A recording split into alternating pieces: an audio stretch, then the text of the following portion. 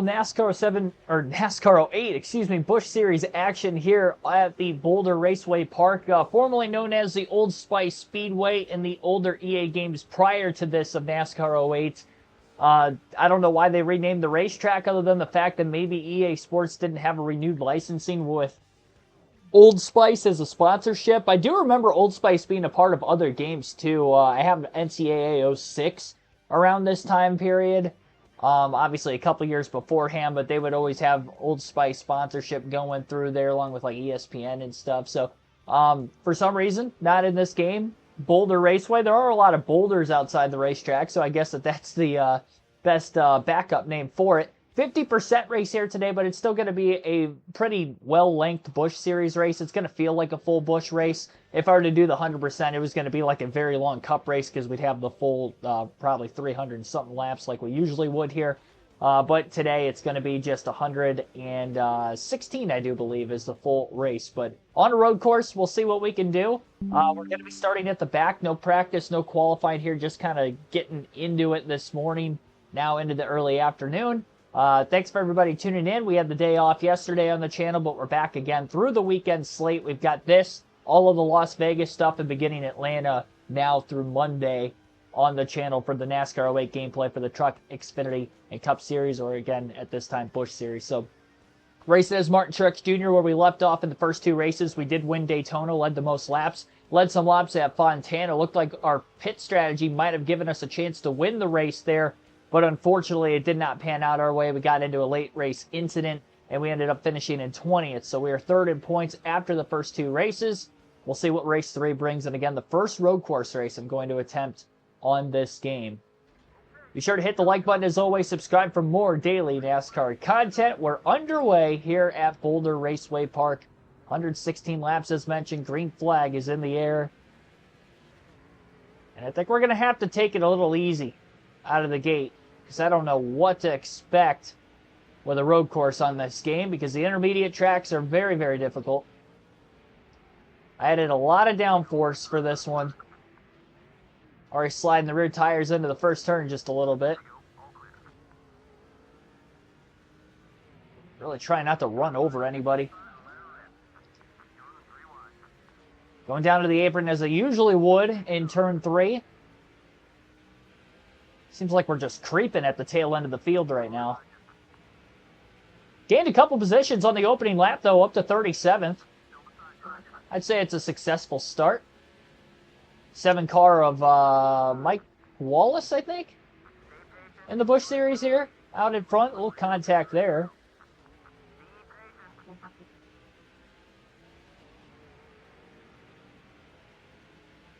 '20 car of Denny Hamlin right around us.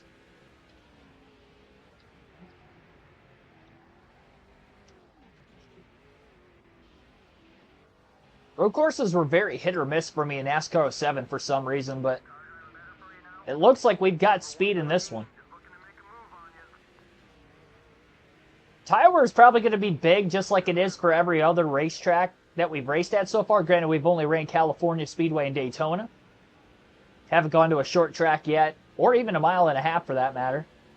First mile and a half will be tomorrow. We'll race at Vegas and Atlanta for Busch and Truck Series doubleheader. Get most of our 50% races out of the way early in the season for the Busch and the Truck side. Running those doubleheaders, and again, this is our second 50% race of the season for the Busch Series. Out by the 12 of Sam Hornish Jr., Lance Lott, Wade, and Jackson Robinson. Thanks for tuning in, by the way. So 31st. Outside lane. Smooth start so far for Truex. Gave up a lot of bottom for Hornish to try to make the move in turn 3.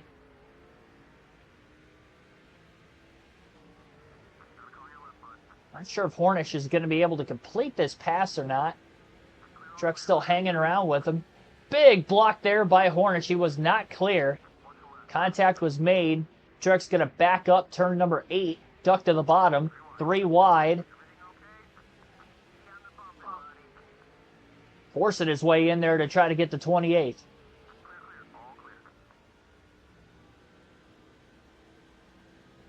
Good win last night. Yeah, 6 in a row for the Red Wings. I'm excited. I think they'll win tomorrow against the Kraken. Kraken are sliding. I just looked yesterday. They've lost 4 in a row. Detroit's as hot as they've been all season. Detroit's got a better record than Seattle. It's a home game. Seattle's on a back-to-back. Yeah, it's all favoring Detroit for tomorrow, I would like to think. I'd be shocked if they lose. Good game to go to for that reason. That's why we're not going to be streaming early afternoon like we usually do on the weekend streams for NASCAR 07 or now into NASCAR 08 during the winter months and on the NASCAR off-season side. So we're not going to stream till 8 p.m. tomorrow. It'll give me plenty of time after I get home. Game doesn't start till 3. Might be able to get back before the end of the Packers game, too. I'm hoping I do, but it'll probably be finished as I'm driving back home.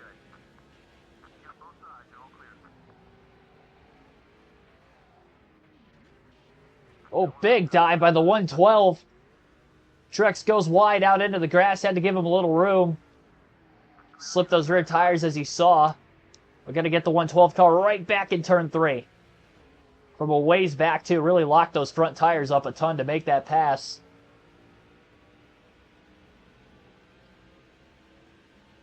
I feel like the tires are staying underneath the car right now. I'm really interested to see how the handling is going to change over the course of the run. I really feel like the cars go away a lot on this game.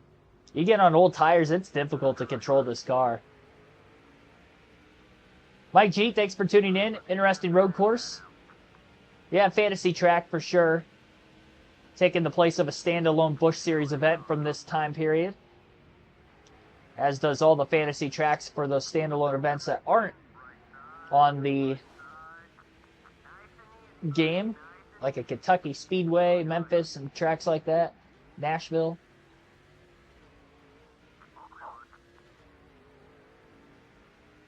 Mexico City. Hit that guardrail pretty hard. Up off of turn 2. Up to 24th, though. Still got to baby the corners.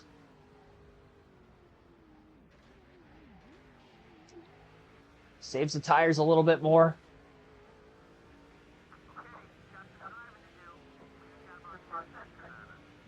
Try to get in the draft of this 21 car here. Kevin Harvick. Clint Boyer in the 2, another RCR Chevy right around us.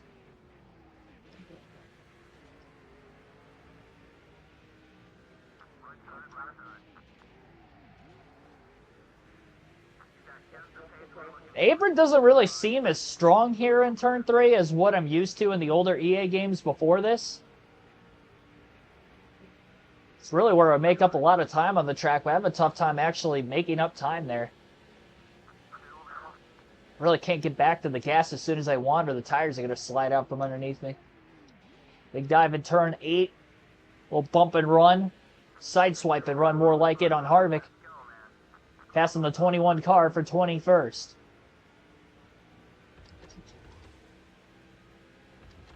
Now one Pablo Montoya in the 42. Solid road course racer right in front of us. I would imagine this is going to be a 2 pit stop race, if I had to guess.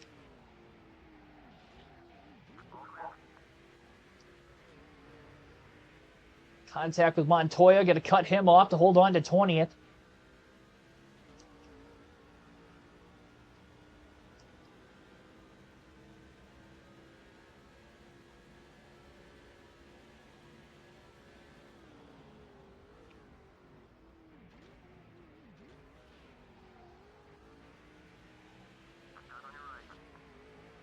Good move.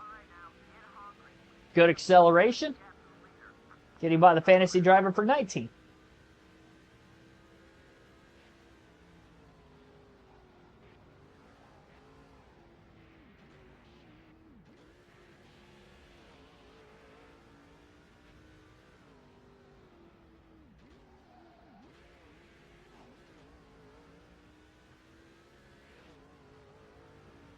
Got the left sides down on that white line or below it, but I tried to make sure I wasn't going to have all 4 tires below it. Again, B+ equipment at every track type. Road course, short track, intermediate, super speedways for Truex. Got that win at Daytona to start the season, but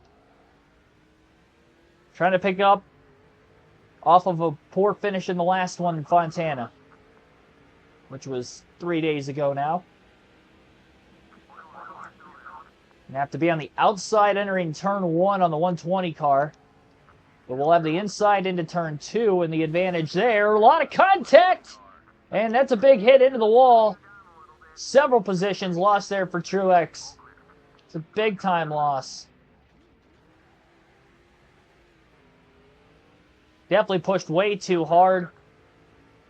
And that drops the 11 car from the 17th place position back to about 21st. 21st, 22nd. I hadn't really been on the inside of a car like that into turn 2 until there, and just got back in the gas a little too soon.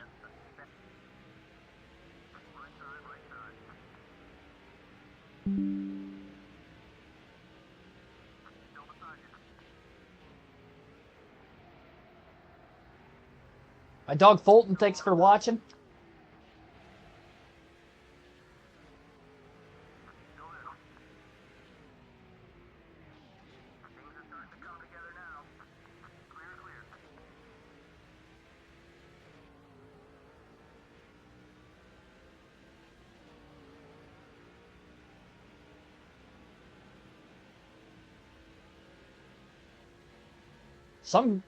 I couldn't tell who that was. We'll find out on the leaderboard, but somebody just hit pit road, and I would imagine that would be an engine failure of some sort.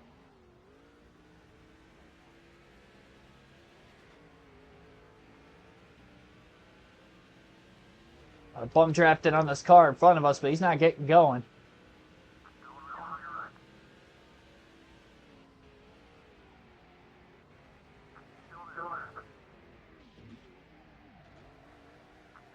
Man, this thing really slides through turn 2. It doesn't matter whether I'm on the inside or the outside lane. That's probably the toughest corner for me to try to grip up.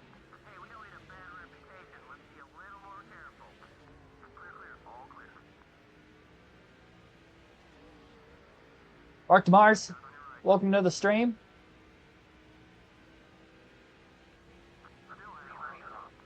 I want to get by this 120 car quick because he's upset with me after hitting him a couple times now. Definitely got him in turn 8. There we go. Back to 18th. Slowly moving through the field.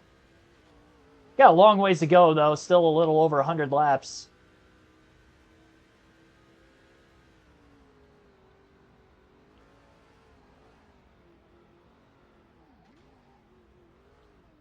Oh, my gosh. I really can't figure that corner out.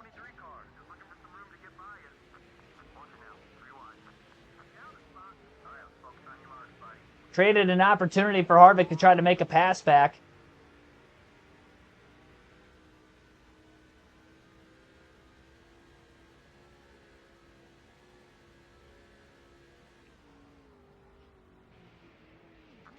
Jesus. I hate how they just drive in so much quicker at times like that. I really tried to back the corner up. Harvick whizzed by us. It looked like he was going 20 miles an hour faster on corner entry. It happened so quick I couldn't even tell who the car was that actually hit us. Now we got contact with Hornish.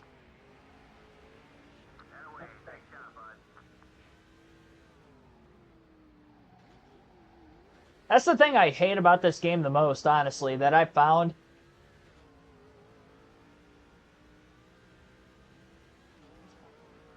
Sometimes I'll try to back a corner up and they just drive it in like 20 miles an hour quicker.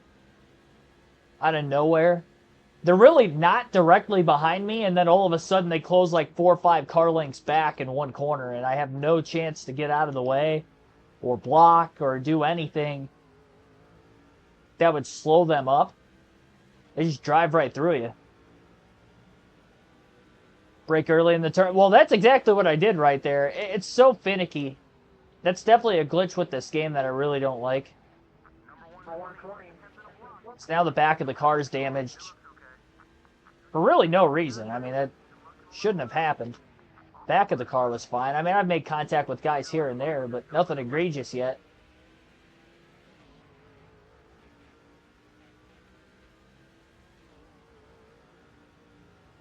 Jackson Thomas, thanks for tuning in. Who would I like to see win the Daytona 500? Well, consider I'm a Ryan Blaney fan. That's one of the big races he hasn't won yet, so a Ryan Blaney Daytona 500 win for myself would be pretty cool. Kyle Busch, just for the story of it. Get the 20 years of trying, 20 years of frustration, maybe. 2 years in a row, especially with this year. Or not 2 years in a row, but 2 times in a row. You know, it makes you think of Dale Earnhardt whenever you hear that phrase. Mike Joy calling him to the finish in the 1998 Daytona 500. But yeah, Kyle Busch would be a cool one. He's probably my preseason pick to win the 500. He has been really good on the super speedways with RCR too. And in particular in the Daytona 500 the last couple years in that 8 car. They'll have speed, that's for sure.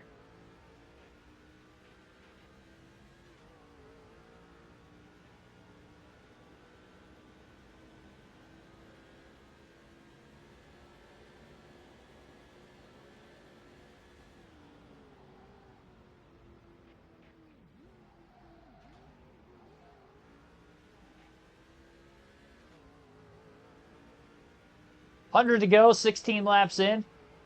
Fastest lap is a 47.651 currently.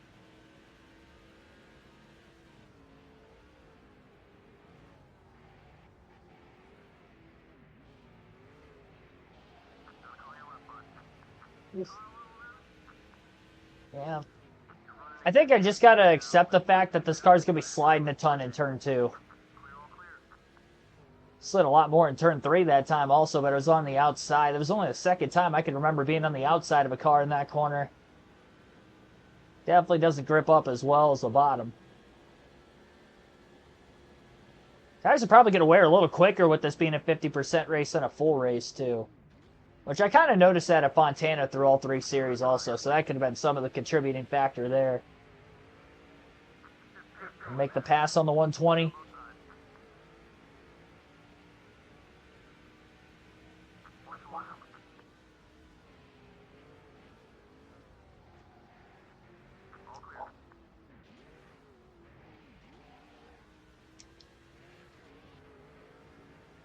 Contact with the car in front of us.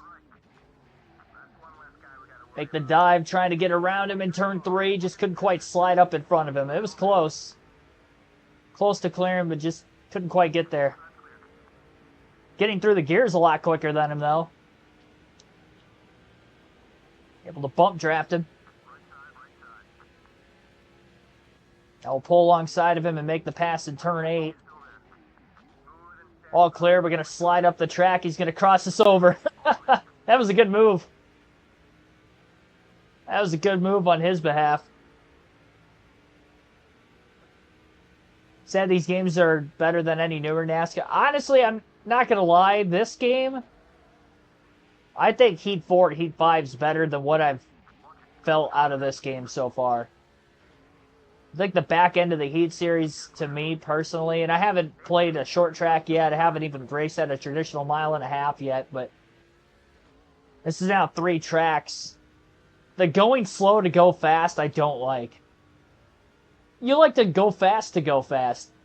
You know, I mean, that's what you actually have to do. There is a conserving tire aspect in it of going slow to go fast, but the way to go slow and go fast here, it's not like it would be in a real race car.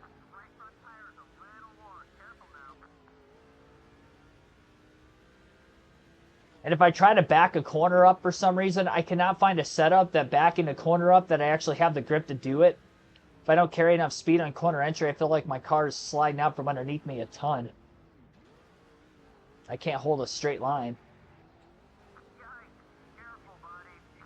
I do like the physics of the grass in this game, though. It actually slides the car out. You don't want to clip it like other of the EA games. Sometimes you can just kind of clip it and it doesn't really do anything, but anytime I've done it off the exit of turn 2, that's when I've caught that guardrail. Just catch the left rear or left front tire on it, and it pulls it. So that's at least an accurate physics thing, I guess, on this game with these cars.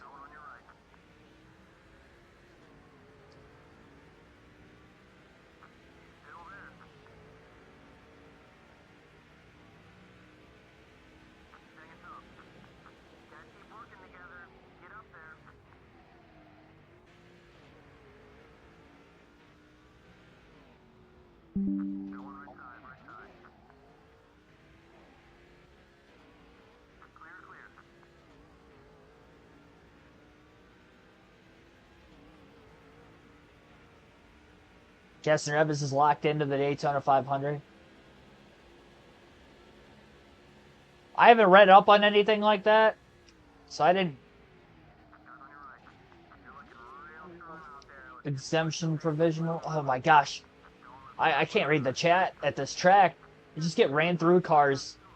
I get ahead of them in a pack, kind of like we are right now, and then they just run right through me.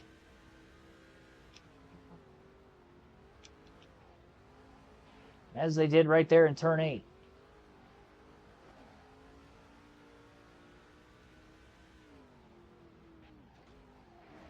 Halfway through the fuel run, lap 22.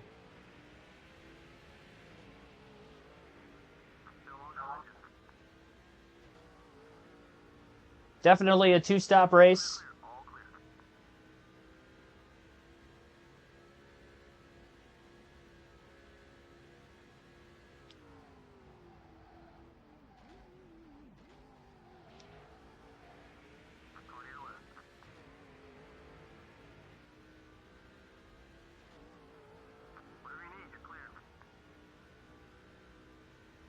So what does that exactly mean? Is there still 36 charter?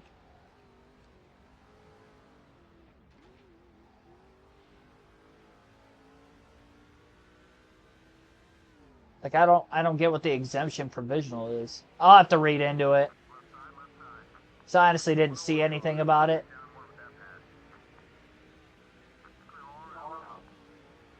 Well, we got halfway through the field, but we just cannot get out of the 17th, 18th place battle as it continues on. Did a good job getting to where we're at right now, but I'd really like a caution to try to bunch things back up again.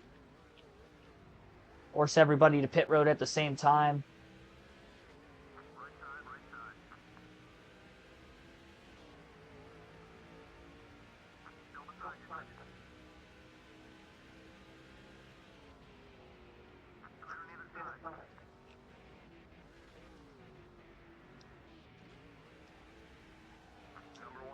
Almost hooked that car. That's another thing with this game, too. I feel like they really baby the corner too much at times. Whoa, and then we almost got hooked by the 101 right there.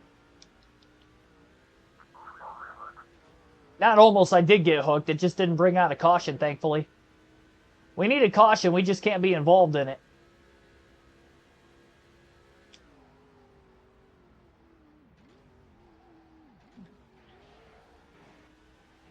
They scare me so much when I back the corners up and they close in as quickly as they do.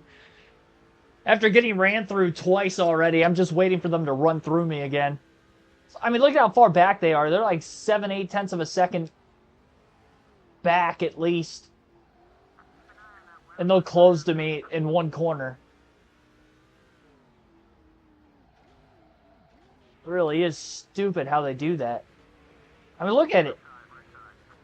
Harvick just passed the car, got alongside of me there for a quick second.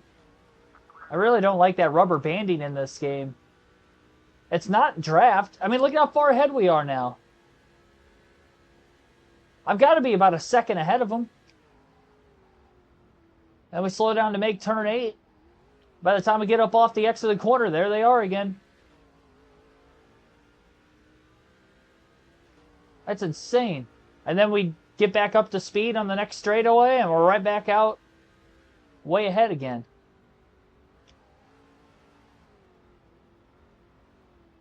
Get into this hairpin down and turn through. Well, now they're going to catch up because I hit the wall. They're going to catch up for a different circumstance this time.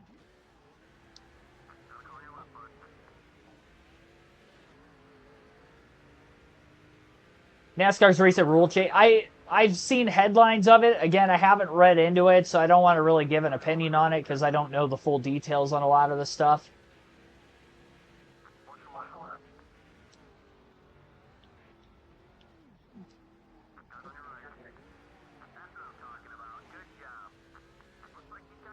Between working through the week and I was out yesterday, I didn't get a chance to really look at that stuff.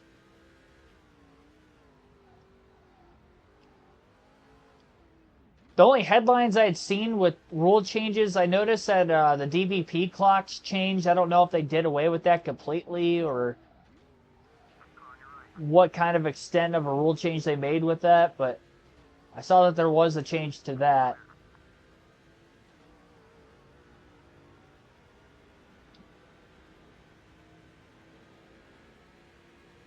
Well, there was an Ohio State football game yesterday. I don't party. I should say I was here during the day yesterday, but just not last night.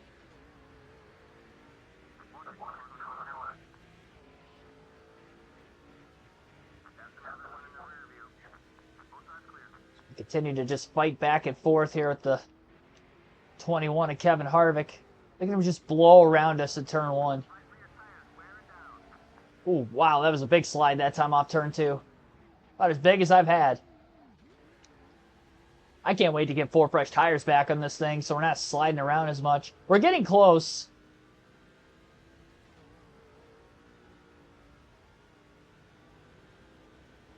Outfit looks like I'm going to rob a bank.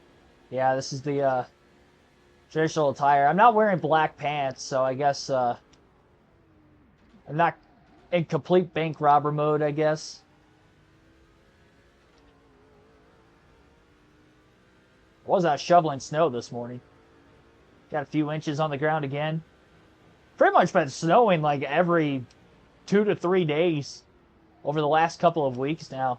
It's starting to really pile up out there. It's hard to tell exactly how much we have, but it's quite a bit. It's got to be about half a foot.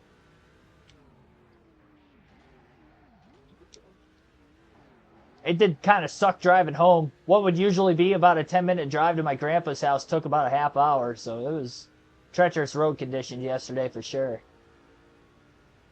It's going about 30, 35 miles an hour the whole way. Creeping. Picked up some B-dubs on the way there too, so I had to go to a town beforehand. I had to leave exponentially early. The plan was going to be to stream before I did any of that, but knowing the snowstorm that we ended up having, that's why I had to make the change. I didn't have it up in the community tab or anything at that time, so I didn't announce that I was going to start the stream at 5 p.m. yesterday, but that would have been the plan if I had streamed, but I had to leave like really early to get there and do all the things I needed to do errands-wise on time just because the road conditions were so bad.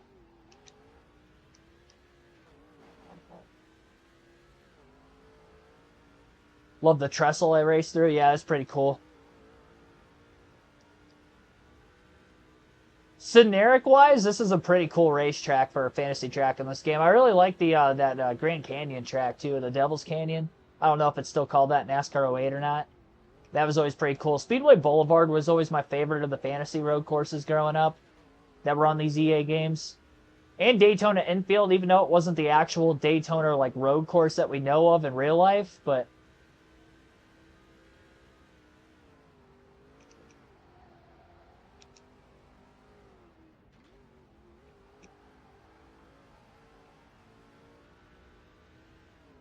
here we go.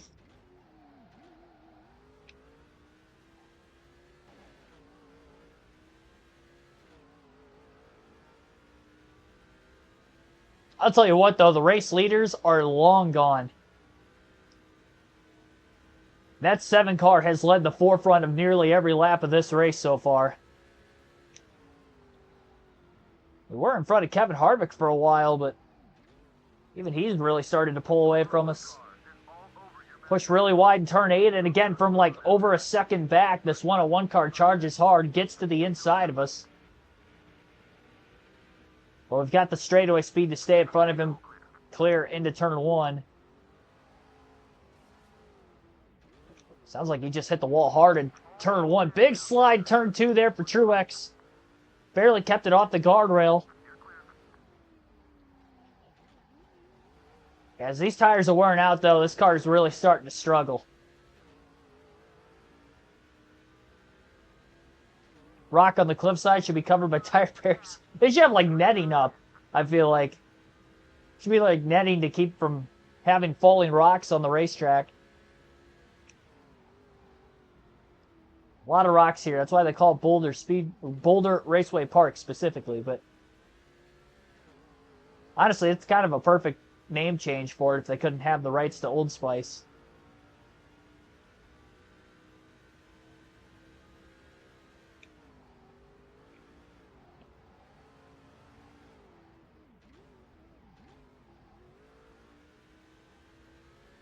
So race 3.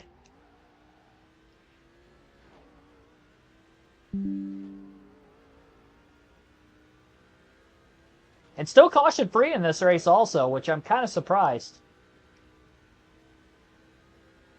Lap 33.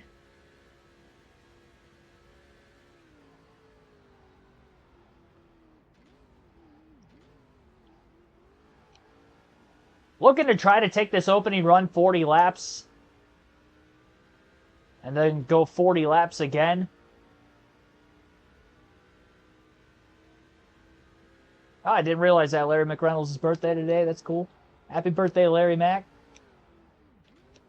America's favorite crew chief.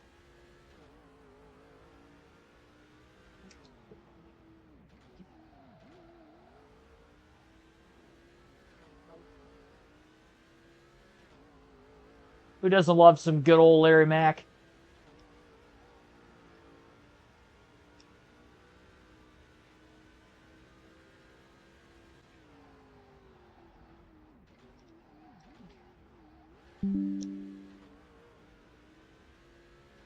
Got two cars out of the race. Rogers and Adams, which are two different fantasy drivers.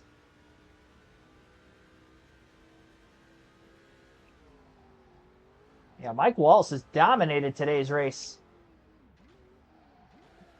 Got Danny O'Quinn Jr. in second.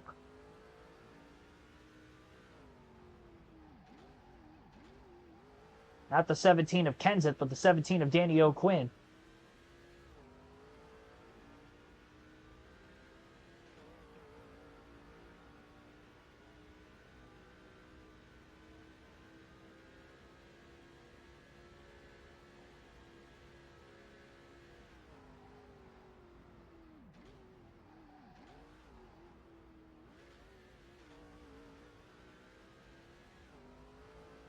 George 2495, thanks for tuning in.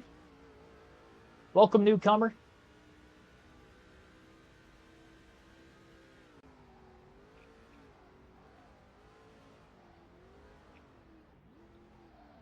Really starting to separate ourselves from everybody behind us.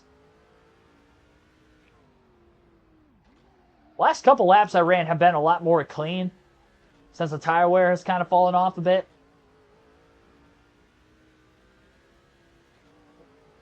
Lead has shrunk in size a bit at the front of the field for us too, but we're not really catching up to anybody for position directly in front of us either.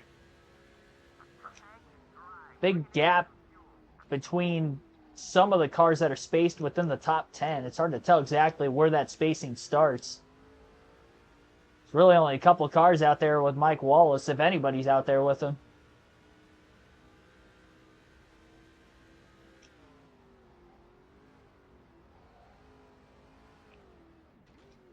So again, we're looking at lap 40 to be in our first of two pit stops. We don't have to go the full fuel run. I could probably make it a couple laps past 40, but the tires are really starting to wear. Our lap times have dipped quite a bit.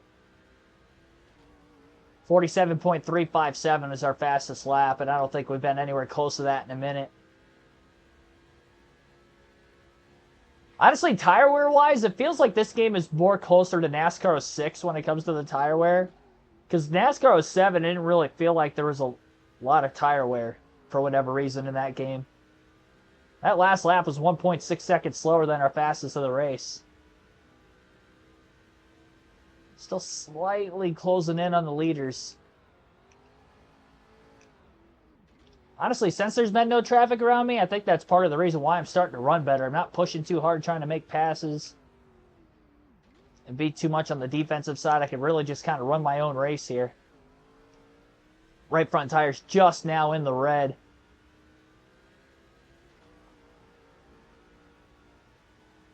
Devil's Canyon and Speedway Boulevard stays their NASCAR 09. Yeah, I definitely want to get more of the fantasy tracks in a custom schedule season like we did way back when on these older EA games. Haven't done that the last couple games we've played on this classic game playthrough, but Honestly, I know 19th isn't good, but this is the cleanest race I've ran since Daytona. And that goes across all 3 series. That goes across all 3 series we raced at California. Truck, Busch, and Cup.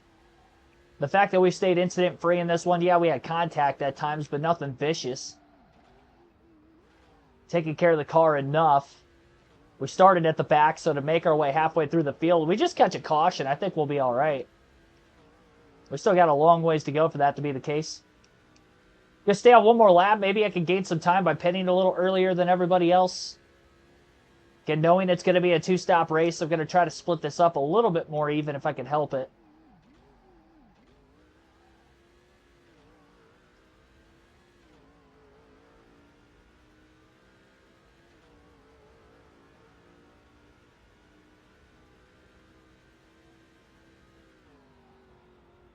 Do have a few other newcomers that are just in the chat over recent minutes too, so sorry if I haven't shouted all of you out. But I see you. Vikings game moved to Arizona. I did see that yesterday.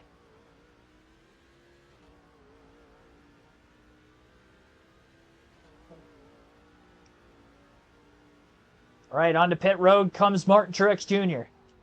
Now we got to make sure we don't speed. I don't know where the commitment line's at, so I was taking it easy there. I don't want to risk anything. No adjustments here. 4 tires and a full tank of gas. Got other cars on pit road thinking the same thing. Pitting at lap 40. We can go a couple more on fuel, but that's all right.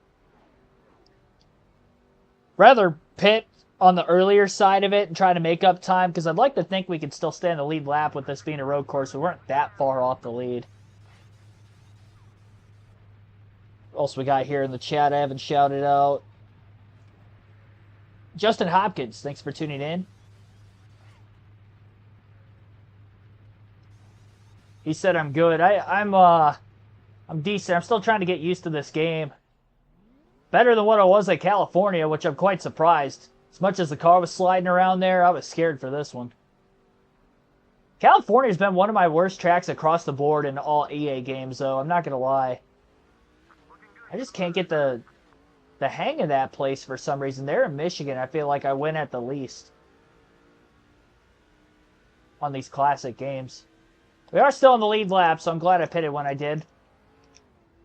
All the rest of the leaders are actually on pit road right now. I got cold tires coming out of the pits.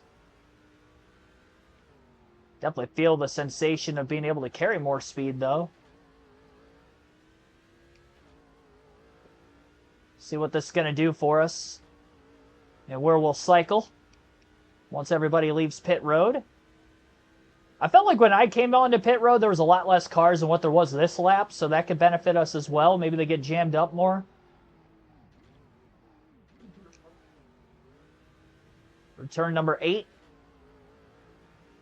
Right back into 19th. 17th. Okay, so we gained 2 positions during the green flag pit cycling, so that's solid. See, short pitting by 1 lap and we gained 2 spots. I'll take that. Better than nothing. Our time to Mike Wallace, the race leader, is about the same. But I think he pitted the same lap as us. Solid pit crew as well. Didn't make any mistakes. It was a lengthier stop. We had some damage to repair. Made contact here and there throughout the course. Trying to get our way up to where we're at now. Top 10 of the California games. Well, I did finish 6th in the Cup race, but the car just was not handling. I didn't have a 6th place car. At least I didn't think I did. I'll take the 6th place finish. You gotta take everything you can get. Just never know.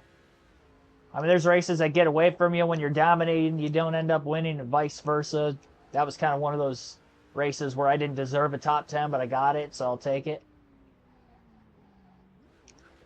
I'm definitely better on the front half of a run here than the back half, and I think that's why I was able to attack and make all those passes early in the race when I had the grip in the tires. Because once I get past 20 laps, I feel like this thing is still sliding around a ton. Lap times are way off our fastest of the race. I just ran my fastest lap leaving pit road, 46.504. That was almost 0.8 of a second quicker than what the original fastest lap of the race was before that. We are catching a fantasy driver just up in front here, Howe. Or Howie.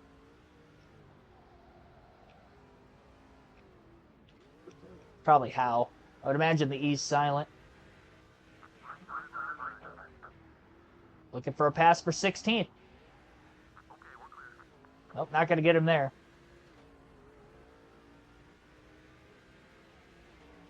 On throttle time through the next couple of corners. Try to set him up so I could get alongside of him entering turn 8. And then make the pass.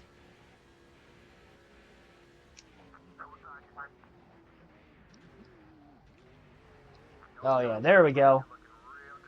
Up to 16th.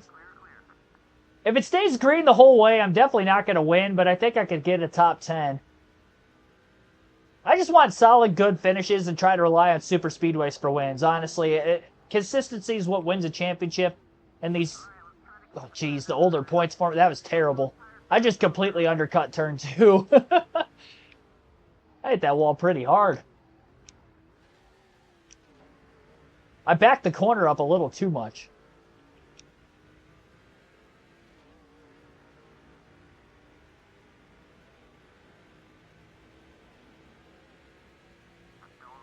I mean, Bob Podkris. Yeah, that's where I look at for all my NASCAR news. I just haven't been on X in a minute.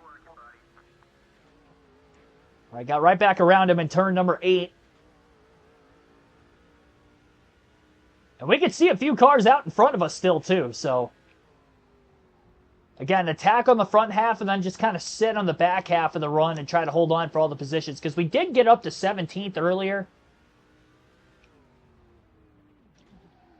Before the pit stops.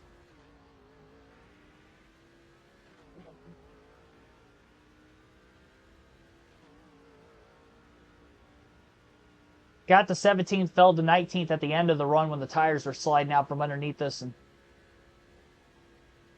right back into 17th. Somebody just DNF'd. We're up to 15th now.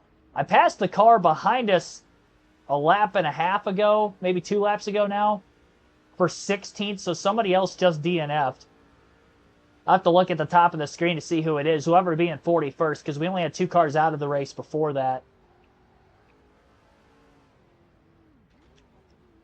There we go. That was a perfect turn, too, that time. As perfect as I could get, at least. I'm still going to slide a little bit in that corner.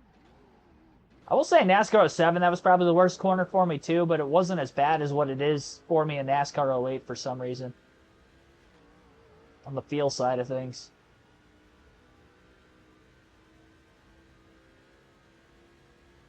Wild West shoot.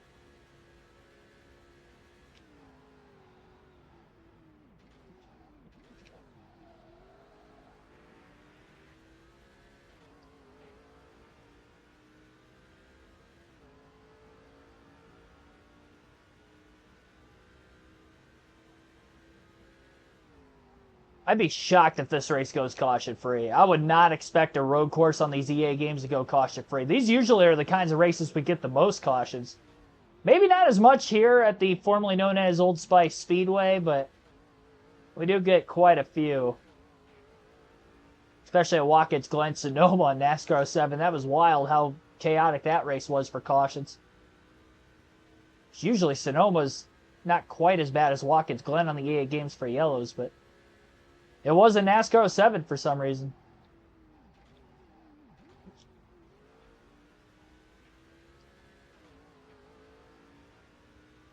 We're down under 15 seconds off the lead.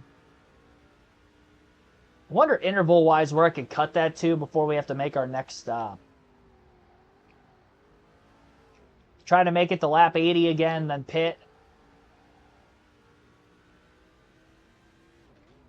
Could pit a little before that, make the last run 40 laps and pit at like lap 76 instead.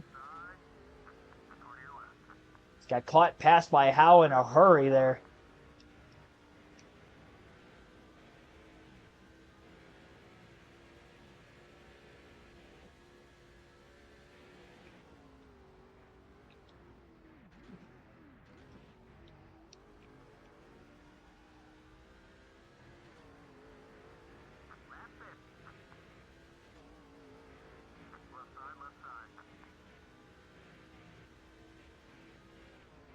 46.478. Some point recently.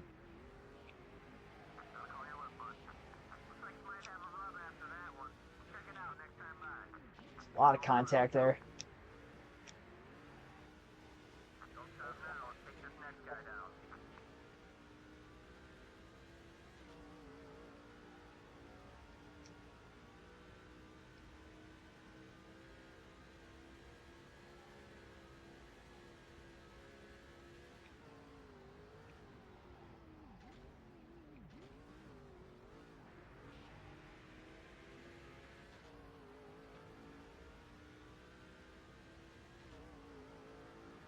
Fourteen and a half.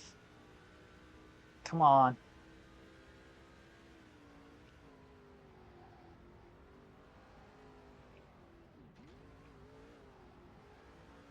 Great job through 1 and 2 there.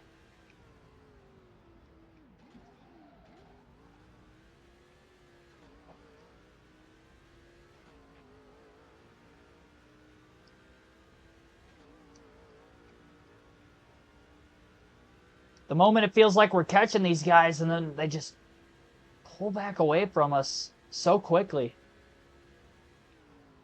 I will be streaming tomorrow, but it's not going to be till 8 o'clock. I have the streaming schedule from today through Monday in the community tab. I'm going to a Detroit Red Wings game tomorrow afternoon, so I'm not going to be home until later. And I'm leaving in the late morning hours as my family's going for the game. That was the Christmas present from me to them, so we're all going to the game tomorrow. Got tickets for us.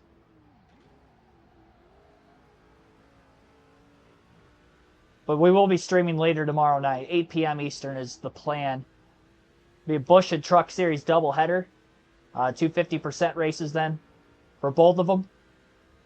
And we'll actually do the Busch Series race first this time, and then the trucks, just because it'll be Vegas and then Atlanta.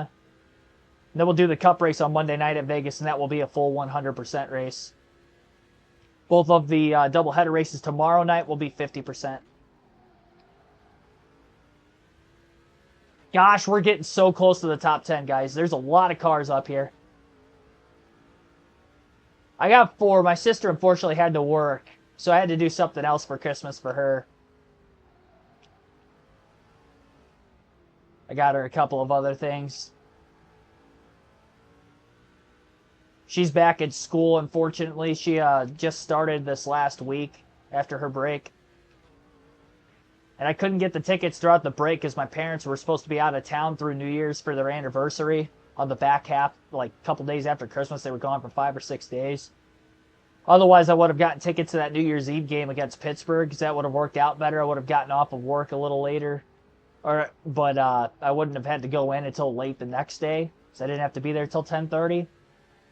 So then I would have ended up doing that instead of streaming on New Year's Eve. But so it's kind of a lose-lose situation where I wasn't going to be able to get the whole family to one game.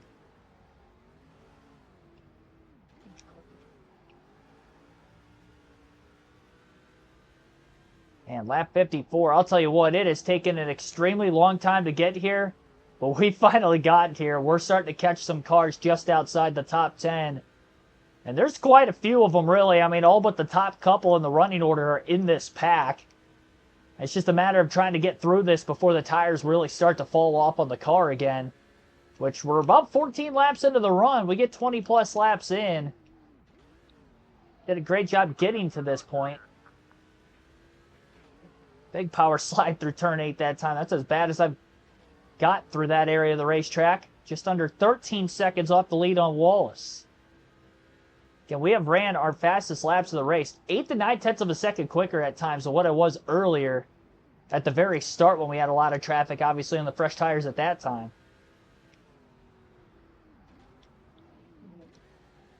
Still trying to do our best to back these corners up. Rely on our straightaway speed. We have straightaway speed.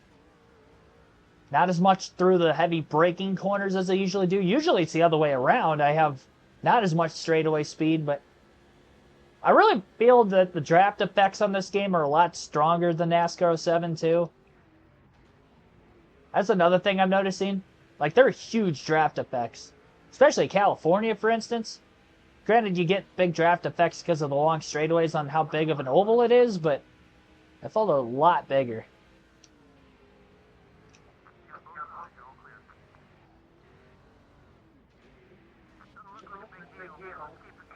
Man, I didn't want to go side by side with him, but he checked up so much through that corner that I felt like I had to. Greg Biffle in the 16, because I believe Cleaver is closer to the front of the field. Daniel Quinn Jr., by the way, was that driver who dropped out of the race, so he was in second for a large portion of this one. But the engine failure, obviously, not second anymore. He's back at 40th.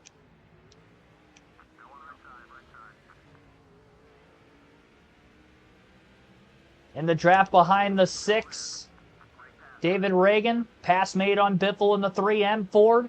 Marcus Ambrose in the 59s right here as well. Truex backing up turns 1 and 2. Great over-under move there on the 6 of Reagan and clear before getting down into turn 3. Great pass attempt made. Not quite going to be able to clear Marcus Ambrose in the 59, unfortunately, as he gets the power down a little quicker off turn 3. It's a battle for 12th between the 59 and the 11. On the outside, big side draft there by Ambrose. Truex trying to get away from him close to the wall on the exit of turn 7. Down into turn 8. Flip the grass. Big time power slide there for Truex. Can he get the drive off? He beats him through the shifts and all clear for 12th.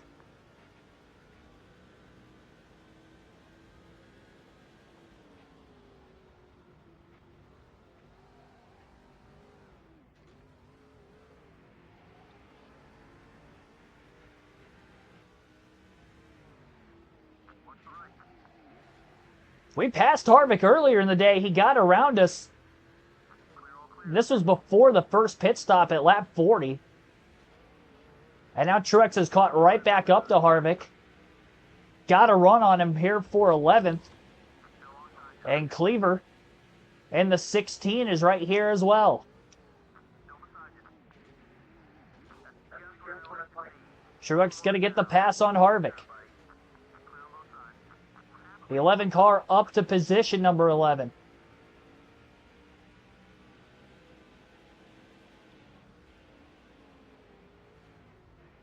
Really trying to back turn 1 up. Feel the tire starting to slide a lot more. A lot of contact in the back of Cleaver off turn 2 as he blocks. Big charge on corner entry down into turn 3.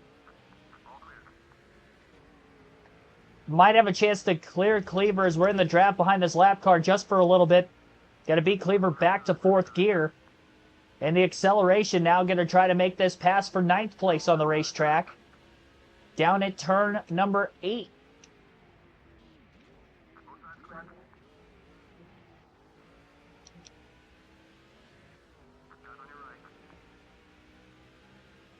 Lap 60. There it is, up to 9th. Race high.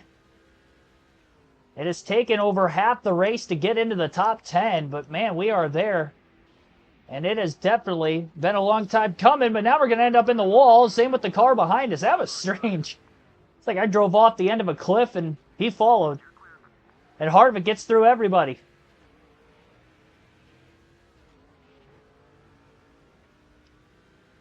Benefits the most from that. So much for being in the top 10. Now we're back to 11th again.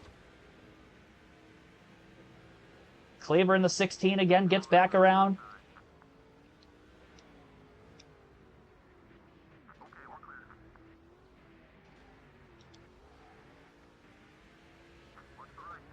A little bit of contact there. Got him back. Top 10's really started to space out a lot more over this current fuel run than the first one.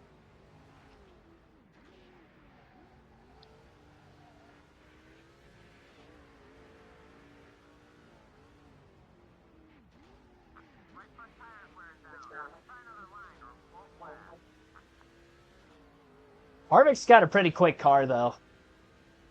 Every time I get around him, he finds a way around us, and it doesn't matter where we're battling. We could be in in the 20s. We could be in the top 10 now, in the teens, and he still finds a way to get back around us. I think he is overall quicker than us, but obviously we both started towards the back, so it's been kind of fun to have somebody to compete with as we're driving slowly through the field.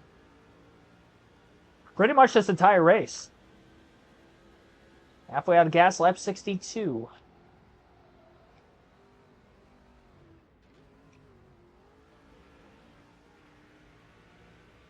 Truex has a run out of turn 2. He's going to be side by side down into 3. Oh, a lot of contact there with Harvick. And that contact not only cost us a chance to hold clear on Kevin, almost allowed for Cleaver to get right back by, but luckily was able to block him off turn 3 at the very least.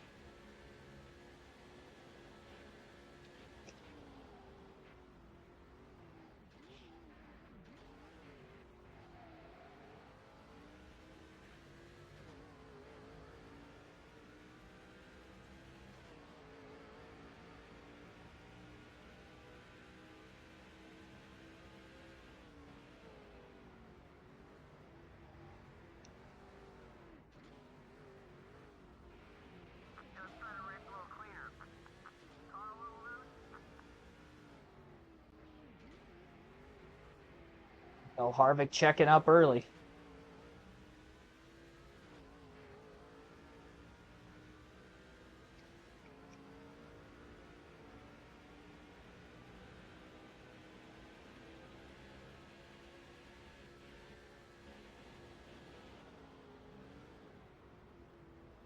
Just trying to be patient with him and really try to pick our spot to get around him.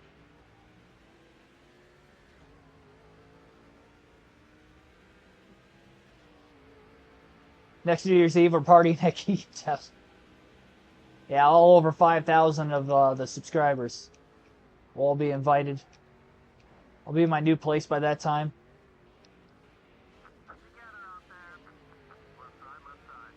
More contact with this, running into him. As I do that,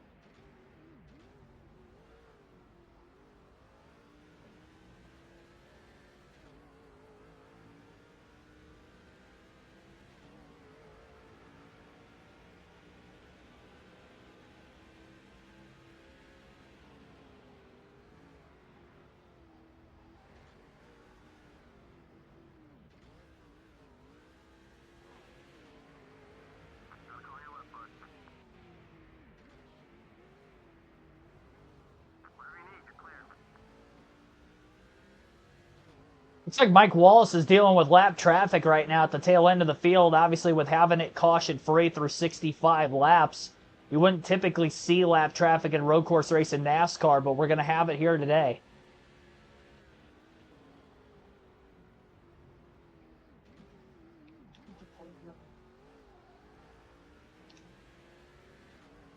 Truex really trying to conserve these tires as much as he can.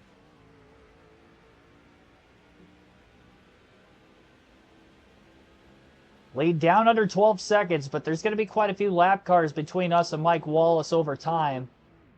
And at some point here, we're going to probably get into lap traffic ourselves. Nice pass on Kevin Harvick made off turn 2 on the inside. Harvick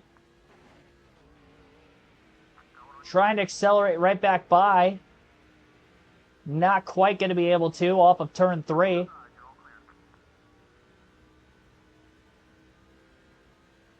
He's so much closer to these next couple cars out in front of us still.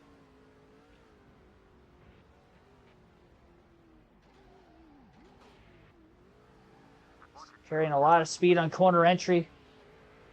Harvick gets to the bottom initially. Acceleration goes to Truex. We back the corner up by quite a bit.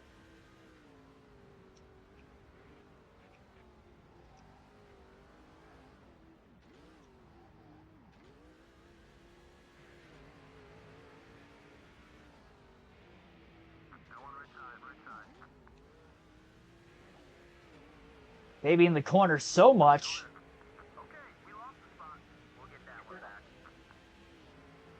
Might lose a spot. It's that fine line of trying to figure out, you know, the slow versus fast, especially when the field's spaced apart on a long green flag run like this, and we've had some pit road cycling. That was uncalled for, Kevin. My goodness.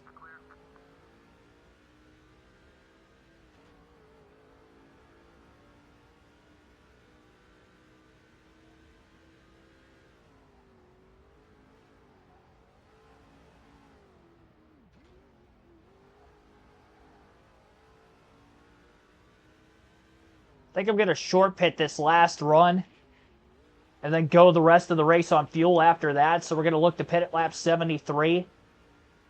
Just trying to find a way to make up more time, really, is what I'm trying to do. Because I really do think I'm taking care of my tires better over this run than what I did earlier. And it would be one of the first drivers to pit last when you think about it that way also.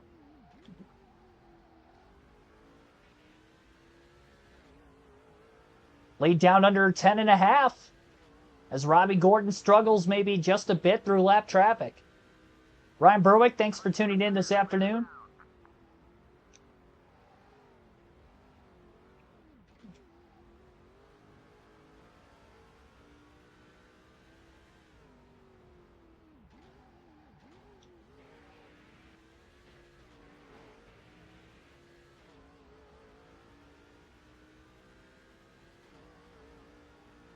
That interval's all over the place. It was down under 10 seconds, and now it's at 11.3.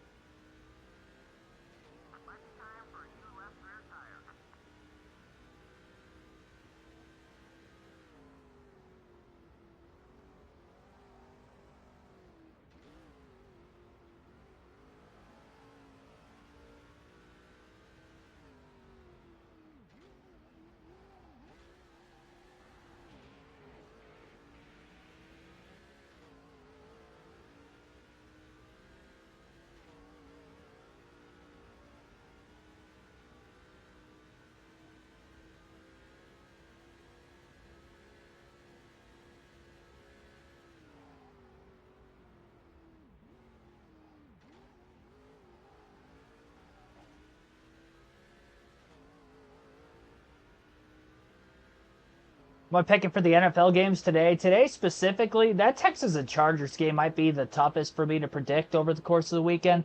I feel like the Texans, whenever they're at home in the wild card round of the playoffs, I feel like they win all the time.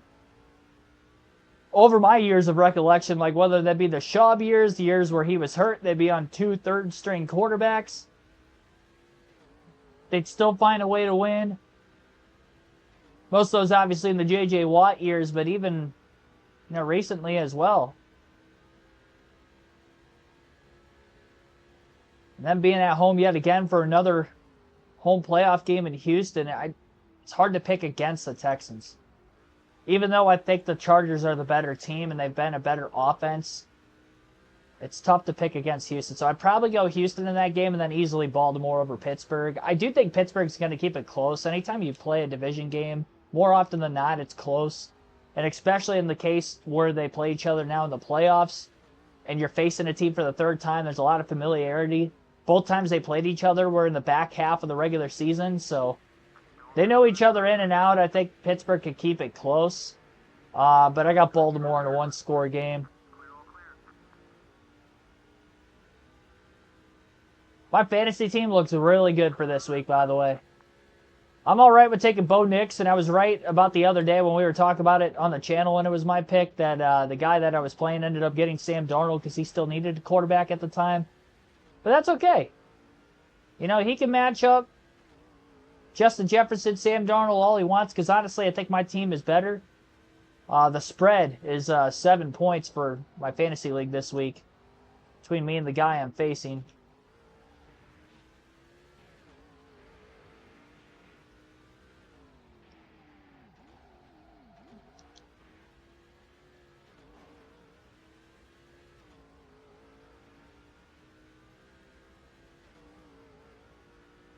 All right, on to pit road goes the 11 of Truex. Don't want to speed. So Truex will be the first one to pit last. 4 tires, full tank of gas. Final stop of the race.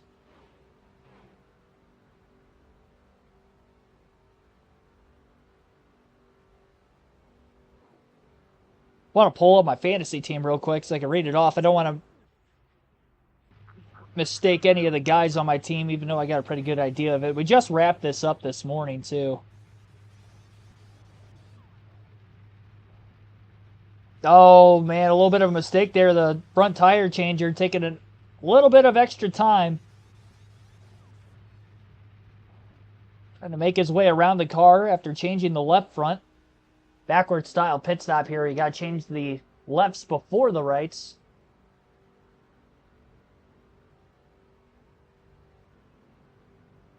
All right, got to pause it here for a quick second. So my fantasy team, I'll go matchup versus matchup. So I'll give you the guy that I'm playing and then who I have for this week. And again, we redraft if we win. Losers out for our playoff for the fantasy. So he's got Sam Darnold and I've got Bo Nix.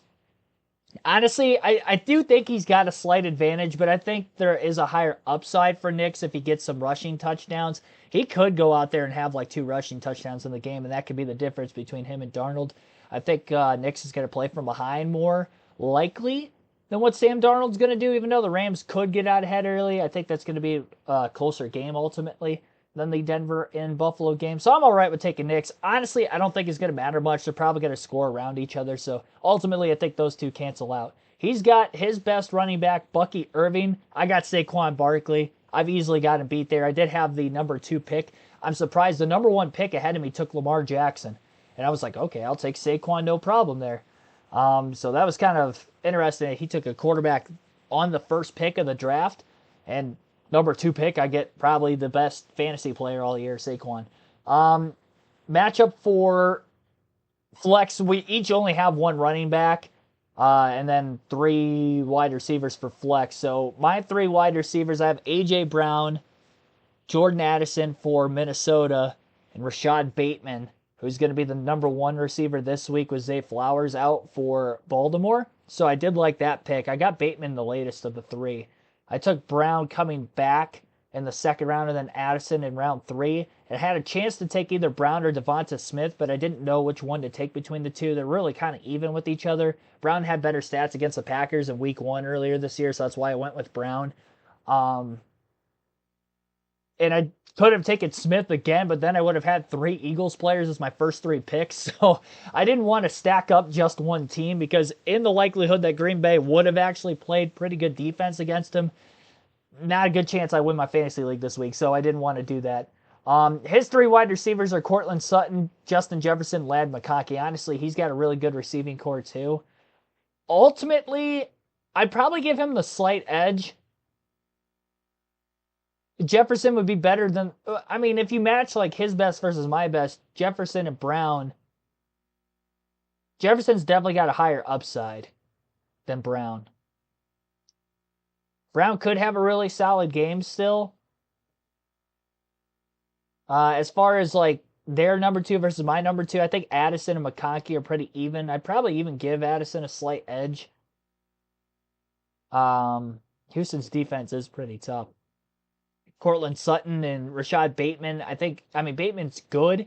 I think he'll be better than what his stats have proven this year, again, because he will be number 1 with Flowers out now. Tight end, he's got Goddard, Kraft. Honestly, they're both kind of similar to each other. We both took late tight ends. Looking at it, Goddard, actually, his first game back from injury was last week. He had 4 points, so he was out for 4 weeks before that. And he's only had 1 week of double-digit points in fantasy this year. Tucker Kraft, looking at it, has had 3 weeks of double-digit fantasy points. Though the last several weeks, he's kind of in that 5-3 range because he hasn't scored a touchdown since week 14. So, he could get a touchdown. Christian Watson's out, so, maybe he gets more targets. But ultimately, I don't think either one of our tight ends are really going to score hardly at all. Kicking game, he's got Chase McLaughlin for Tampa, and I've got Brandon McManus. And I did like McManus. Cool, I got a Packers player on my team outside of Tucker Kraft. My last 2 picks were Kraft in the 7th round, McManus in the 8th, which was the last round. McManus, he's been awesome since Green Bay picked him up. He's only missed 1 kick all season. 11, 12, 12, and 13 points in his last 5 games. 6 games, sorry. His last 6.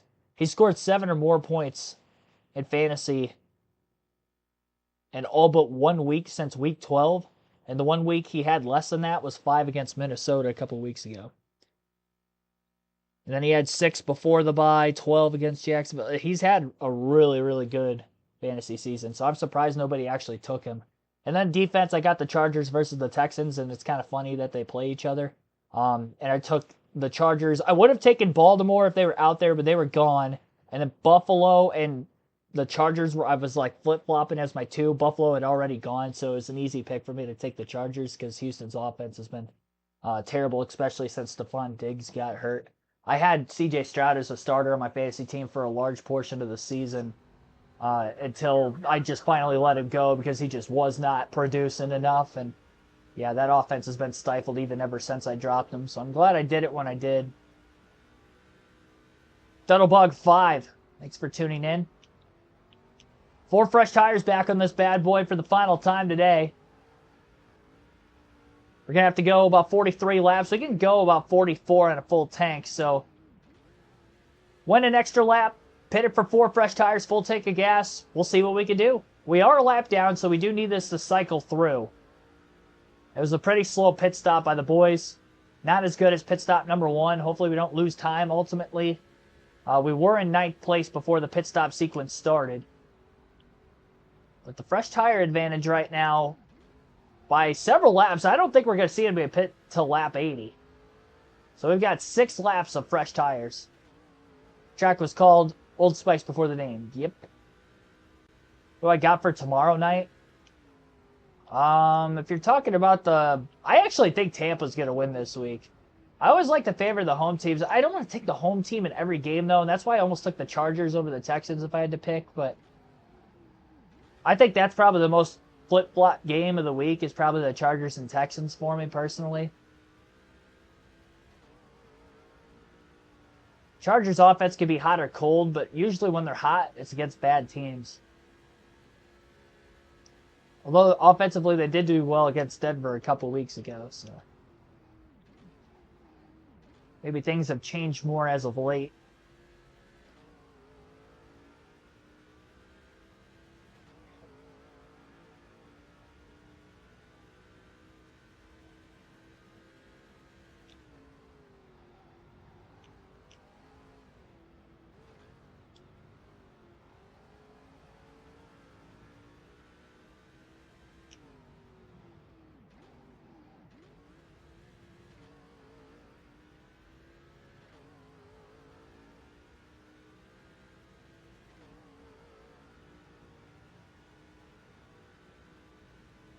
I would favor the Eagles over the Packers this weekend and easily taking the Bills over Denver. I think the Bills are going to the Super Bowl out of the AFC. That's my prediction there.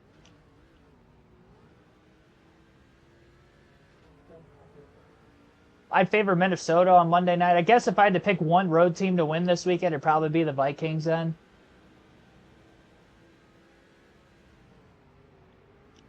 I still think, though, of 6 games, there's probably going to be more than one, but the Vikings are probably the favorite road team to win. Another thing with that Tampa game, too, is something about Jaden Daniels being in his first playoff game when you have a rookie. That team definitely overachieved this season. They've beaten some good teams along the way, but I'll favor Tampa. Slight edge.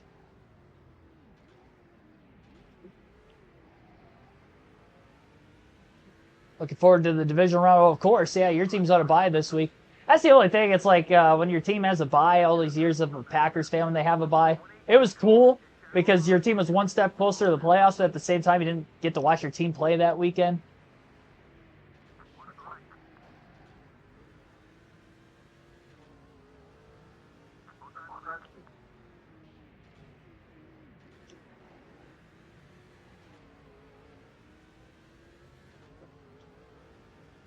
I'll tell you what, I couldn't have cycled out in a worse spot. We've got a ton of lap traffic around us.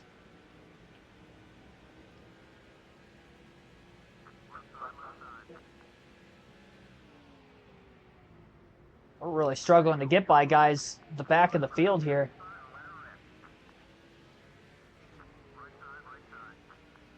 Passed a couple of them in turn 8 that time.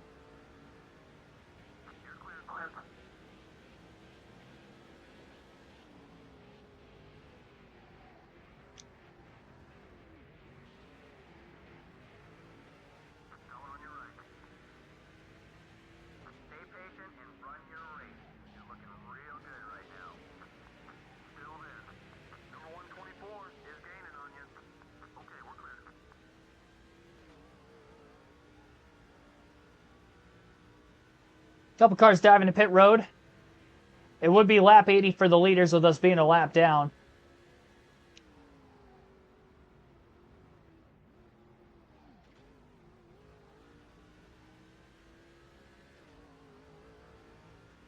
Just looking for that top 10 finish. Mike Wallace has just obliterated the field today. I don't think he's going to go on to lead every lap, but he's going to be pretty darn close if he just stays in this race to the finish. Biggest contender outside of him was Danny O'Quinn Jr. for the win, and he ended up blowing a motor in the first half of the race, so that took him out of it.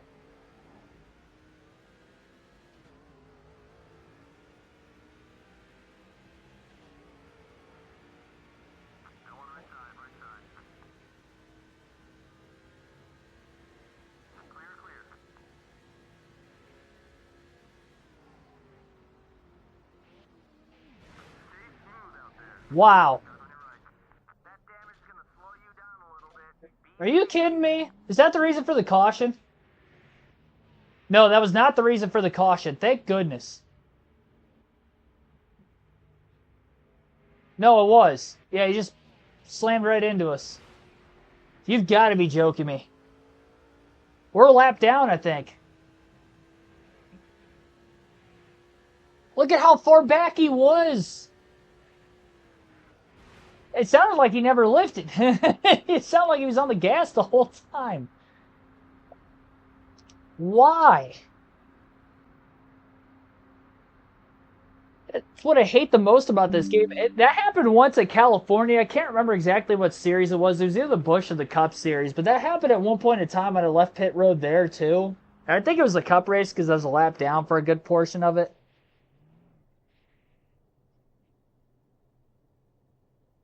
Guy looked like he had a vendetta against us.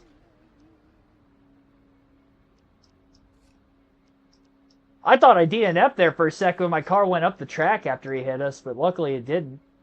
I'm definitely a lap down. There's no doubt in my mind I'm a lap down now. We had a top 10 day going. With less than 40 to go, and that guy just ruined it. I don't know what that was. It's just that it's the speed glitch in this game. Where they just go so much faster than you in a corner for some reason. And that's exactly what happened there. I took the corner normal. And I had fresher tires than him too. I had fresher tires, took the corner normal. That dude came from so far back. And you could hear on the on throttle when they showed the camera angle of his car. During the incident, he didn't lift. He just flat-footed it into the corner, right into the back of our car.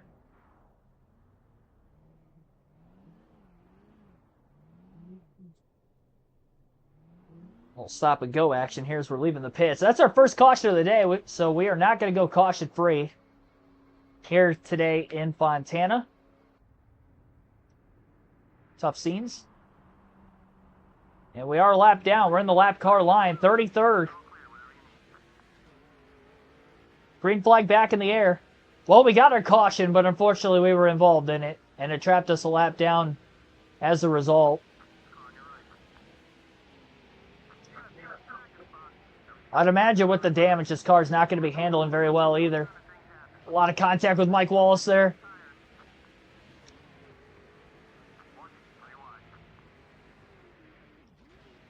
I'm upset.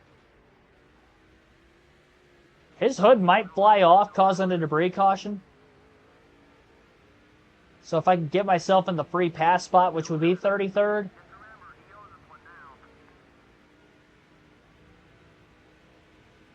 We maybe could get back into this. Wallace lost the lead on the restart to Paul Menard, who had been in second for most of the race after Danny O'Quinn Jr. had DNF'd.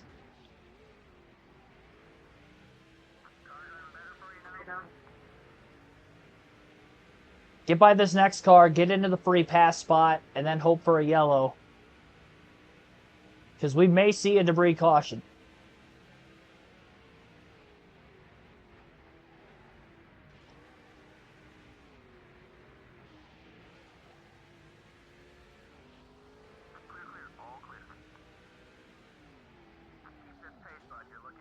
Drove it in really deep down into turn 3. Wanted to make sure we were going to get by him, and we did.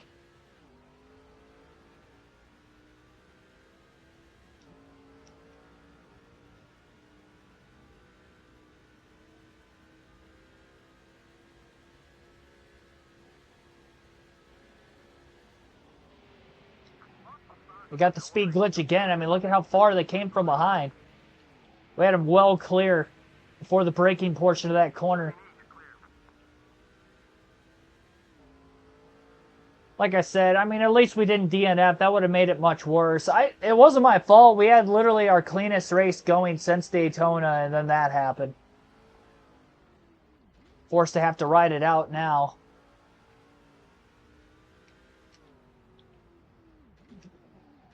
I would like to think, even with the slow stop, we were going to cycle at least back into the top 10. Probably about where we were, because we were quite a ways ahead of some of the cars behind us. Not no more.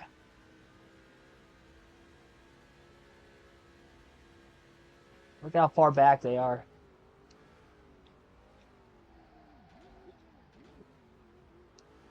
Blew that corner.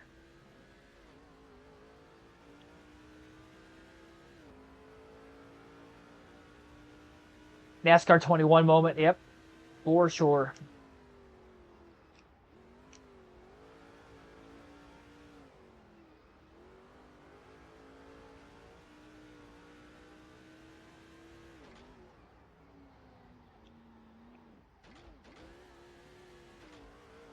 Front tires are having a hard time trying to lock up in the corners and get the grip needed to turn. I think the damage has a lot to do with that now.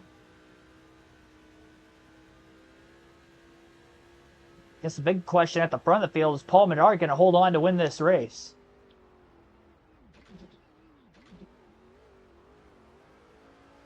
Down in the grass.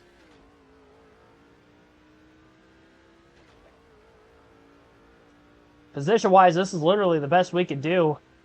Unless we get a caution to get our lap back. Considering that was the only yellow of the race, though, it's going to have to be a debris caution for us to actually get another yellow.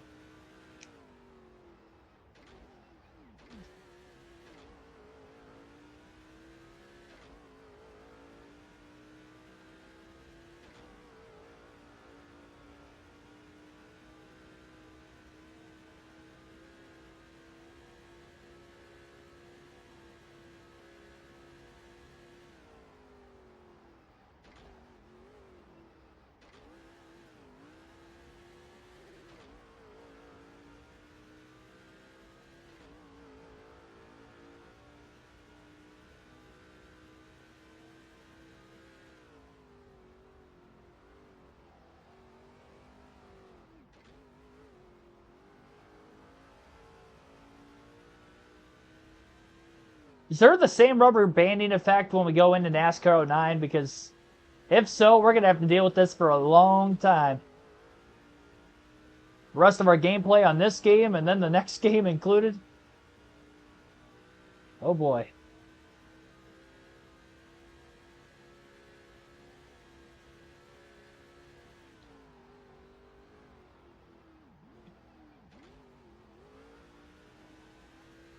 Yeah, literally nothing I could have done different there.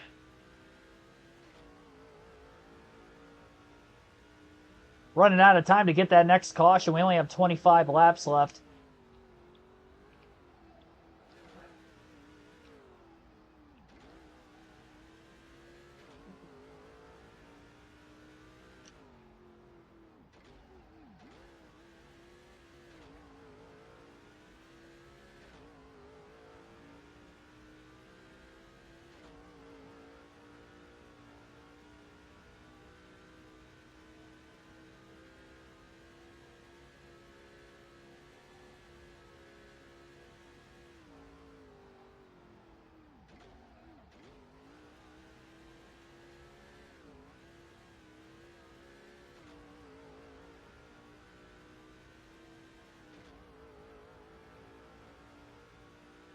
I'm really having a tough time trying to get this car to turn.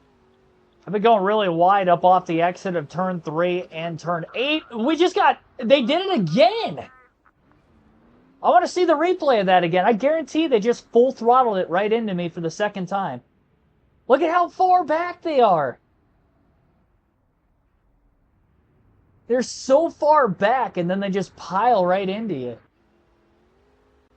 Just minding our own business. Kevin Conway that time in the 18. Spun us like a top into the turn 2 guardrail. Second caution.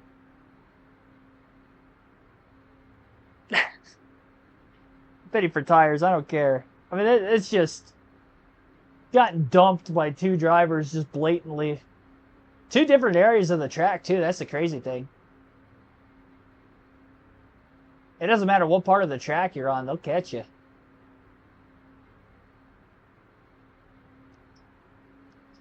It wasn't as much of a heavy braking corner compared to turn 8, where it happened the first time.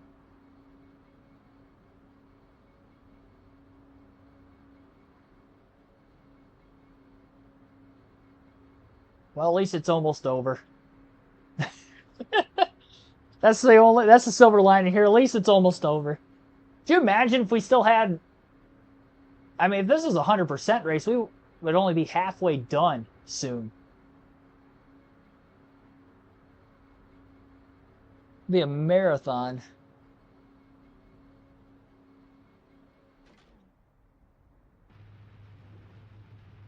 I'm putting 4 fresh tires back on this bad boy. I don't care. Quit this crappy game. I can't. We got to stay committed. I start something, I'm going to finish it. As frustrating as it is, it makes the highs even higher. The lows are low, let me tell you.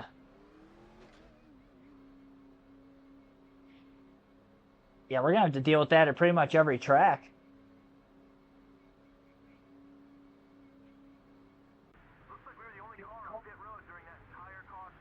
We might have actually gotten our lap back. Technically, if you're involved in a wreck, you shouldn't get the free pass, but I think it's going to give us the free pass, so yep. I guess that one wasn't as bad as the first one. We can get some of our spots back here. Try to get as many of them as we can. 21 laps to go here at Boulder Raceway Park. So we try to scratch and claw our way to the finish. I don't think we're going to get back into the top 10 where I was at the start of the race, but...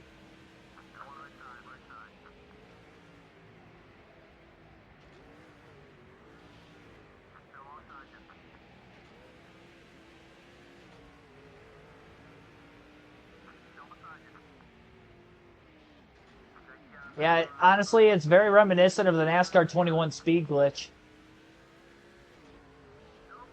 Oh, well, we got another caution. It wasn't me that time. I think I just ran over that debris. So there's the hood off the 124. I was waiting for that to bring out a yellow, but it never did until now. Bad part about this caution is it's going to give us less time to try to make passes. And I also hope I didn't cut a tire running over the debris, because I definitely felt I ran over it. It was after the AI took control of the car already, so I didn't really have much of anything I could have done differently there. Paul Menard's still out in front, though. Mike Wallace, who has led the most laps in this race, already locked up the most laps led. It'd be a shame if he didn't win, but he can blame the cars that turned me, bringing out the couple of yellows that have happened so far today. We're going to stay out of the pits. What If always says this game's broken. Oh, it's definitely broken. I agree. You know, growing up, I'm glad I never played this game. Oh my gosh, major stack up that time. Bottlenecking up into the turn 8 entry. The hairpin. That was just getting up to speed.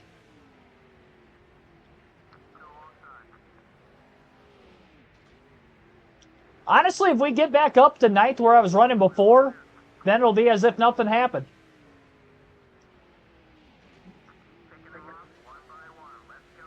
The problem is the car just doesn't want to turn as much as it does with the damage we had earlier, so I don't know that I'm actually going to be able to do that. I'm getting hit from behind. Who is that hitting me? Are you kidding me? Is it? It has to be a rival, right? It has to be a rival. It's Casey Mears. Oh, he hit the wall.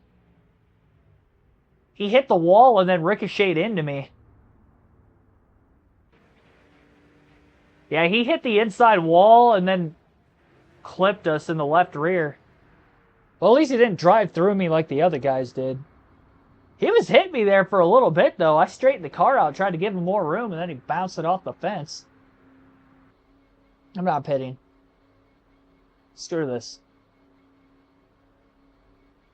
It was such a clean race. It was a clean, normal race for the first 80-plus laps. All hell is broken loose here in the final 30.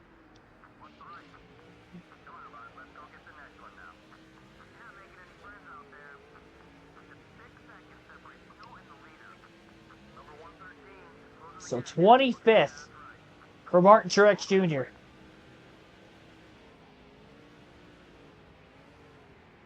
Four cautions piling onto each other all late in the race. Tied for the most we've had in a Busch race through these first three here this season.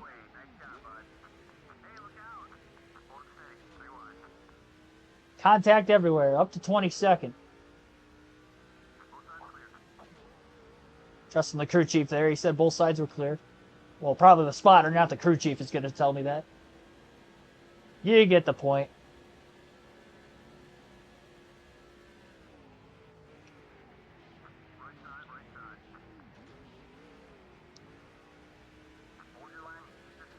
Well, up to 21st. John Wood right in front of us, bottoming out. He's past Clint Boyers. Been mid-pack pretty much all day.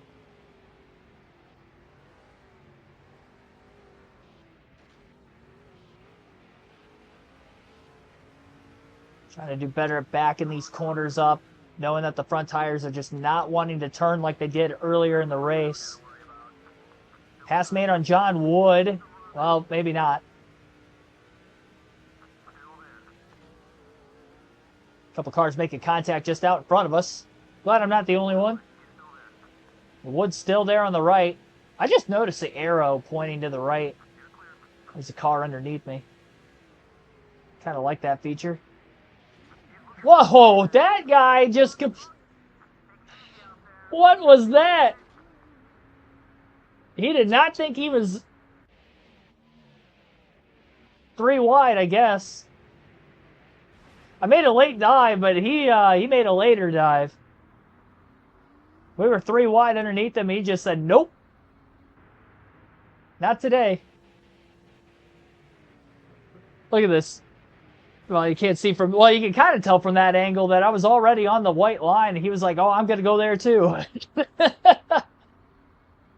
It's just getting comical at this point.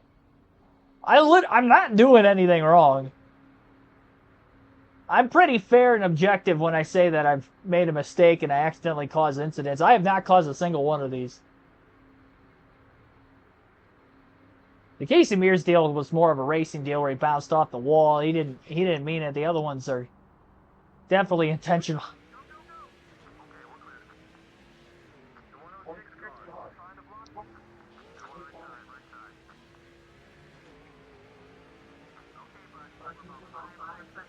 It's like they're all rivals with me.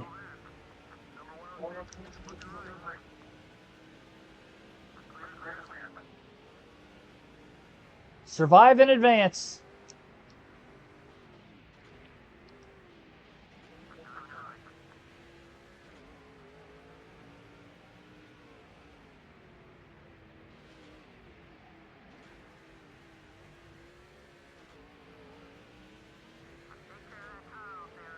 Now Biffle's hitting us.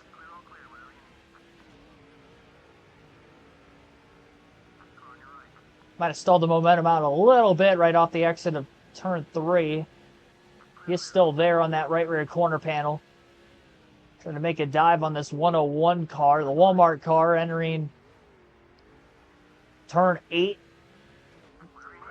Got him clear pretty easily. All right. 6 laps to go.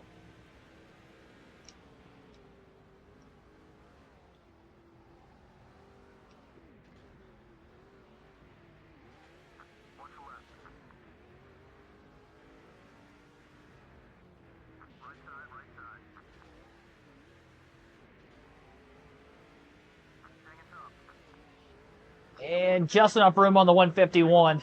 Oh, a lot of contact in front of us there. Jamie McMurray and Marcus Ambrose got hung up on one another.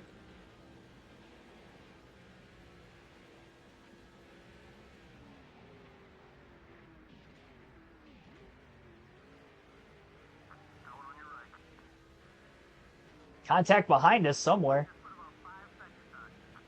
Hassel McMurray for 15th. 5 laps to go.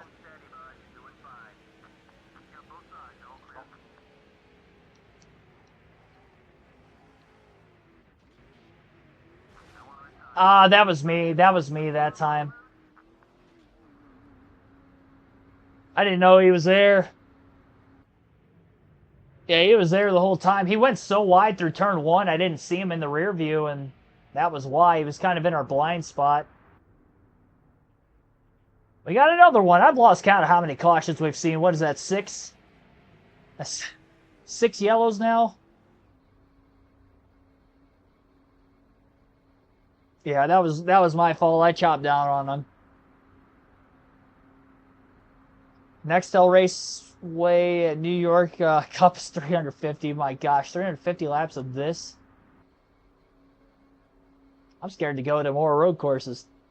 Every track is like this, but I feel like on the ovals you can protect it more.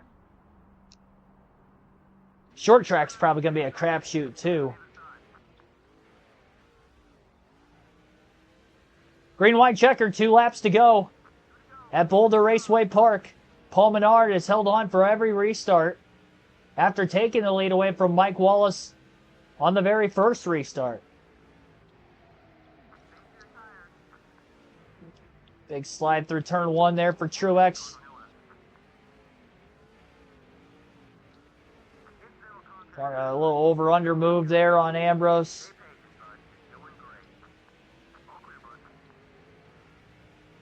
Up to 14th. No cautions on the final lap, so this could be interesting. David Reagan in the 6th. Barely holding on with Truex closing right behind him.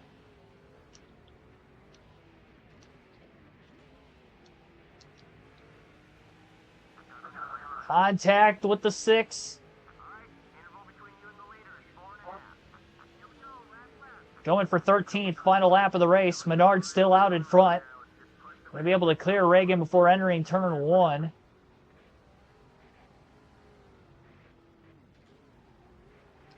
Solid through turn 2 also. A couple cars behind us out in the grass. Sam Hornish and I think Reed Sorensen are the 2 cars right in front of us. Hornish is definitely one of them. We're going to sail it off into turn number 8, try to see if we can get another spot or 2, and call it a day.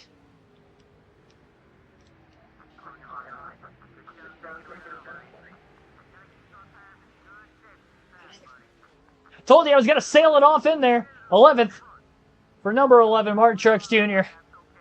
A good day gone bad, gone mediocre at the finish. Oh my gosh. We almost got back to where I was before the initial spin, 2 spots off. We definitely would have had a top 10 had we not had gotten wrecked out by whoever that was, whatever fantasy driver wrecked us while we were a lap down earlier. Poor Mike Wallace, though, leading 82 laps from the pole, does not win. Menard leads 27, does get the win. Didn't Menard... no, Kevin Conway. So Conway won at California. We won at Daytona. Menard now wins here today at Boulder Raceway Park. So 3 different winners in the first 3 races. Conway finishes 2nd, led a lap. Mike Wallace 3rd. J.J. Yaley 4th. Ty Cleaver in 5th. Jeff Burton 6th. Dale Earnhardt Jr. 7th. Teammate of ours, of course. Noah Howe was the fantasy driver in 8th. Kevin Harvick in 9th. He had a solid day after starting deep in the field, 31st. Denny Hamlin finished 10th. I mean, honestly, we started last and finished 11th. That wasn't bad. We were up to 9th. If the race had stayed green most of the way, I don't think we were getting up past 7th at the very best. We probably could have beaten Howe for 8th. So I'd probably say we would have been about 8th or 9th had there not been any caution. So we only really lost 3 positions there. Fortunate we didn't get a top 10. We got credited with 3 laps led, even though I didn't actually lead a lap. So I guess that's the equivalent of if I would have ended up finishing 9th anyway. So all in all, despite all the wreckage, I'm not upset about it because we ended up getting back to where we were because of other carnage in the late going. 11 lead changes, 6 cautions, margin of victory, about 0.4 of a second there, 43 hundredths for Paul Menard. 2 hours, 5 minutes, 52 seconds total time on this race today. And our average speed was 82.94 miles per hour. Good win for DEI. Paul Menard in victory lane. So cool to see a teammate getting the W. Started second. Must have ran top 3 pretty much the whole race then. Quite a few cars finished on the lead lap, 35 of them in total. We only had 4 DNFs. And they were all in the first 45 laps. Daniel Quinn Jr. in 40th who DNF'd. After running in second for most of the race before his departure, was the last driver that exited. So Daniel Quinn Jr., L. George, D. Rogers, and D. Adams. Devontae Adams? That's what I think of when I see D. Adams. Well, that was a crapshoot of a finish, but first 80-something laps before that, it was a good race. Nightmare ends. Yes, it does. Next race is going to be 100 laps at Las Vegas.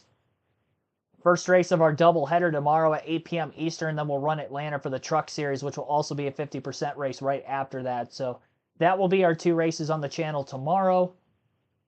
Our first 1.5 miles on the game. Haven't raced at either one of those. California was our first intermediate track. And now looking at the standings here. Paul Menard's the points leader. Good for Menard. Get hard for Menard in the chat. Get a Paul Menard Busch Series win. Now he's leading in points early in the year. Look at DEI. First, third, and fourth. Great start to the season for him. Honestly, despite the fact we only have 1 top 10 in the first 3 races, I'm only 19 points out of first. So it's not bad. As bad as the last 2 races looked like they went, finishing 11th and 20th. Not bad, all things considered. Once we get through Talladega, which is, I think, race 9 or 10, you're really going to start to see the points kind of separate. We'll get a good idea of who's going to actually be the competitors for the championship when we get into the summer months of the schedule. But yeah, for right now, it's not bad. I was upset with the game at one point in time, but I blew it off pretty quickly. I'm glad I did that because I feel like it makes the stream more fun when I'm not raging. It's not fun for me, at least, at that point. Satisfied that we at least got 11th, even though I didn't get my top 10 that I deserved. We'll try it again tomorrow. Be sure to hit the like button on tonight's stream. Be sure to hit the subscribe button if you're new.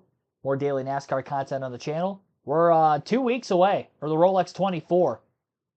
Almost 2 weeks from the exact start time of our stream for next week. I'm not sure. I'm probably only going to go 15 minutes or so live before the start of the race that day. I'm not going a half-hour live before like I usually do for the Cup races because it's going to be a long stream as it is, 24-plus hours.